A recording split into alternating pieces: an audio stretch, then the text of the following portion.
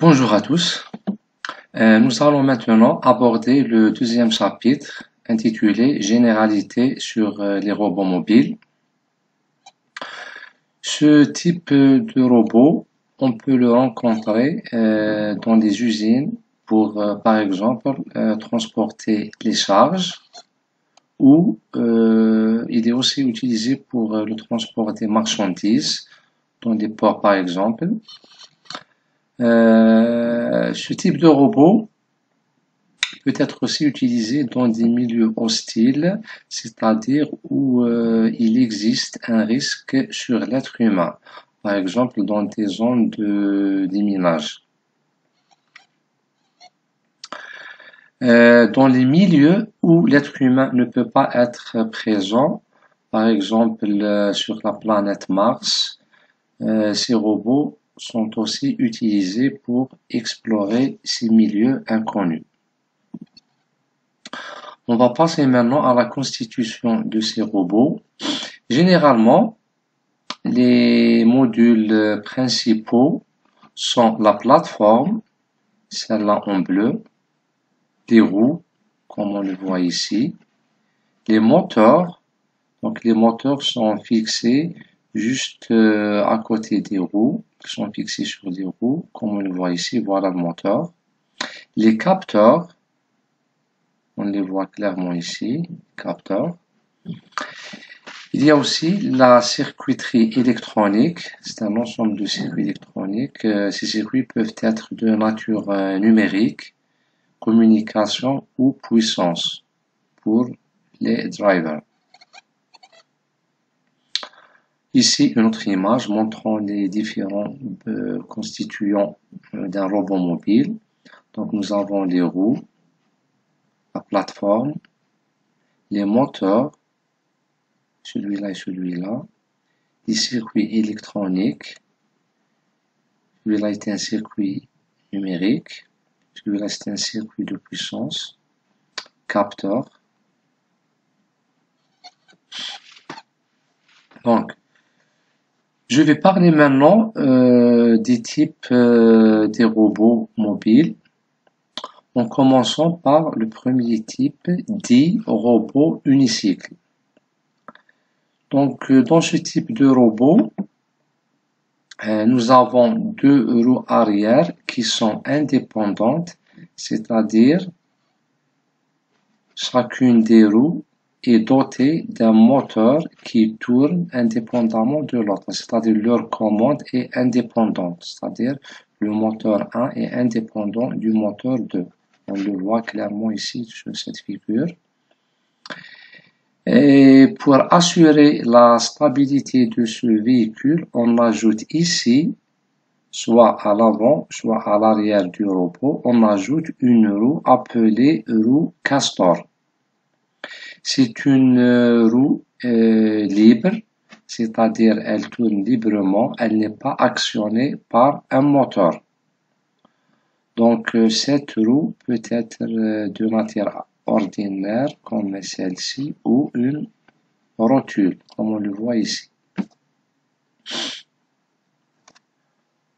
Le centre de rotation de ce type de véhicule est ce point-là, c'est le point B, parce que lorsque le véhicule se met en mouvement, on va constater clairement que son centre de rotation est positionné ici.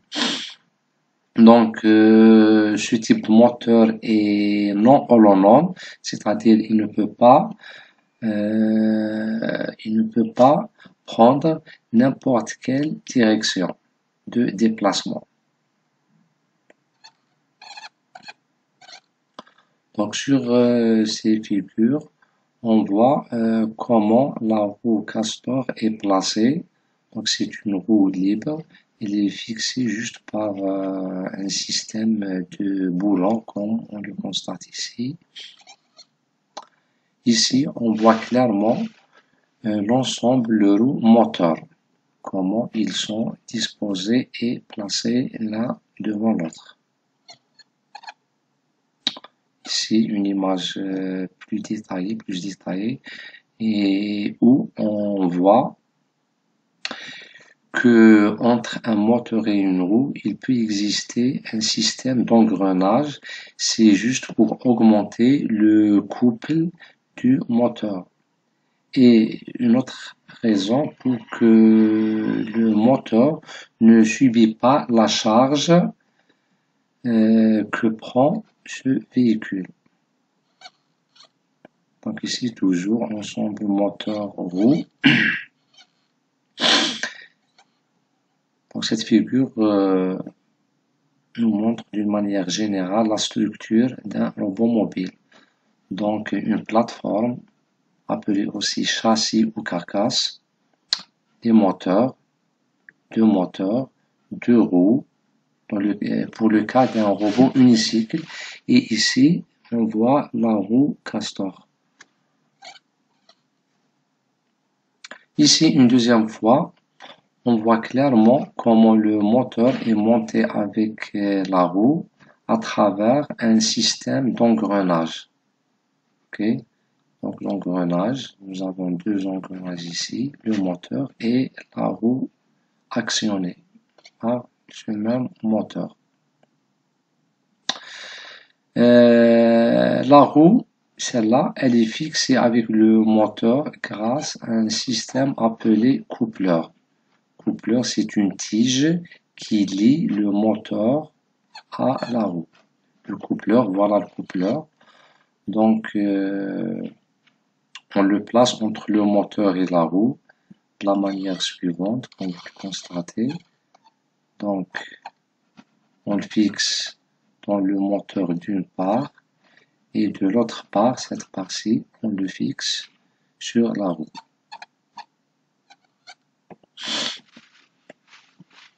Donc, on voit ici une vue de bas d'un robot mobile, donc les deux roues et la roue castor.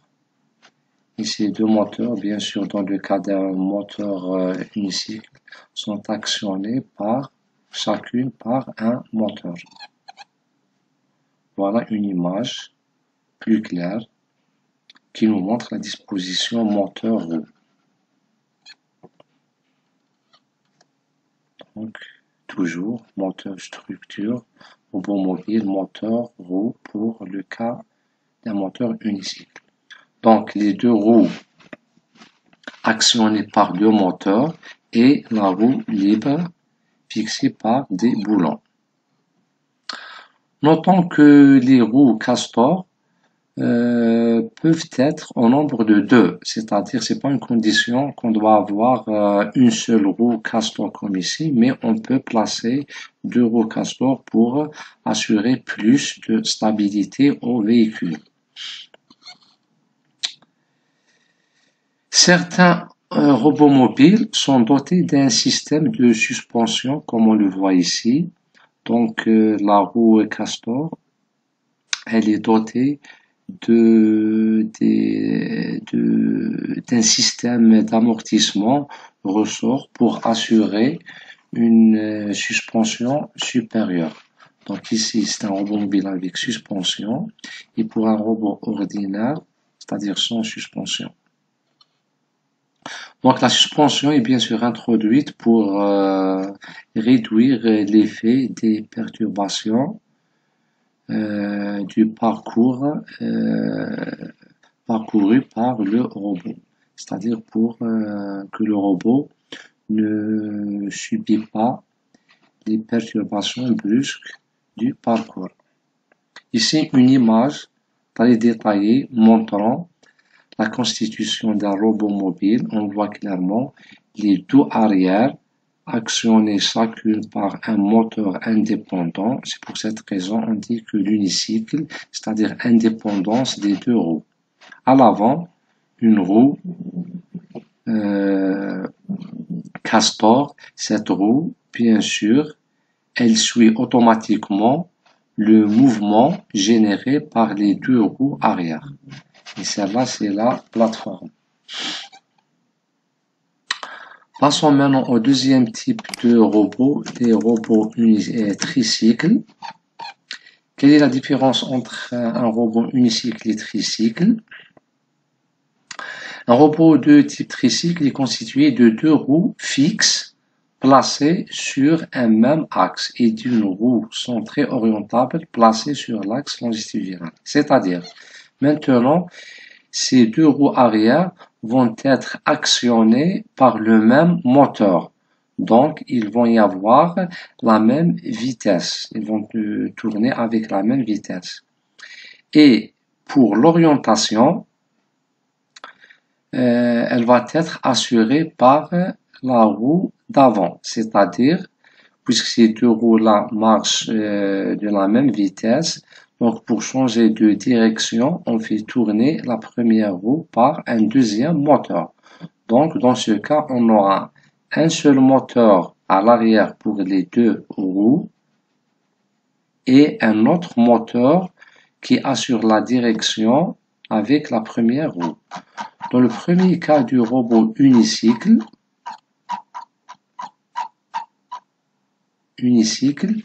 pour changer la direction du mouvement de ce robot, on change la vitesse relative entre ces deux roues arrière. C'est-à-dire, pour tourner vers la gauche, on augmente la vitesse du moteur droit et on diminue la vitesse du moteur gauche. Et pour tourner à droite, on augmente la vitesse du moteur gauche. Et on diminue par exemple la vitesse du moteur droit. Et pour faire une trajectoire directe, donc on conserve la même vitesse pour les deux moteurs. C'est-à-dire les deux moteurs vont avoir une vitesse, des vitesses égales. Et bien sûr, la roue castor, elle suit le mouvement généré par les deux roues arrière.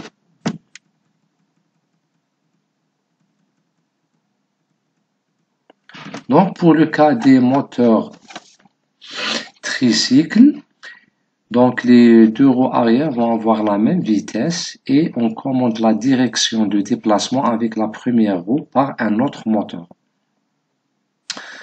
Donc, le mouvement du robot est donné par la vitesse des deux roues fixes, les deux roues arrière, et par l'orientation de la roue orientable. Donc, on aura ici un moteur d'orientation. Bien sûr, le centre de rotation est situé à l'intersection de l'axe contenant les roues fixes et l'axe de la roue orientable. Donc, si nous avons ici un axe comme ça, et cette roue, si cette roue possède cette orientation, on dessine son axe et on trouve que l'axe de rotation sera situé à peu près ici. On peut avoir toujours un moteur tricycle avec deux roues orientables, comme on le constate ici, deux roues orientables. C'est juste pour assurer plus de stabilité. On voit ici la structure. Donc nous avons deux roues arrière commandées par un seul moteur. Et en avant, nous avons une roue castor commandé par un moteur d'orientation pour permettre à ce véhicule de s'orienter. Robot type voiture, donc c'est un robot tricycle où nous avons à l'avant deux roues directrices, c'est-à-dire c'est ce cas-là, d'accord? Donc, robot type voiture, c'est un robot tricycle où, au lieu d'utiliser un seul moteur, on va utiliser deux moteurs à l'avant. Donc, c'est le même que le tricycle, mais avec un autre point d'appui, ce qui assure plus de stabilité au véhicule. Robot omnidirectionnel. Donc, ce robot-là est un robot autonome. Qu'est-ce que ça veut dire autonome? C'est-à-dire qu'il peut se déplacer dans n'importe quelle direction. Donc un robot omnidirectionnel est un robot qui peut se déplacer librement dans toutes les directions. Il est en général constitué de trois roues décentrées orientables, placées en triangle équilatéral, comme on le voit ici. Son avantage est qu'il est omnidirectionnel et qu'il est autonome, puisqu'il peut se déplacer dans toutes les directions. Son inconvénient est que sa mécanique est vraiment très compliquée.